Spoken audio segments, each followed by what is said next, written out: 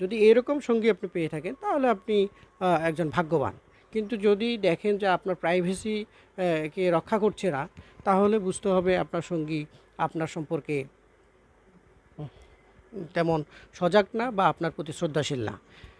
এরকম সঙ্গী থেকে আপনার খুব দ্রুতই বেরিয়ে আসতে হবে।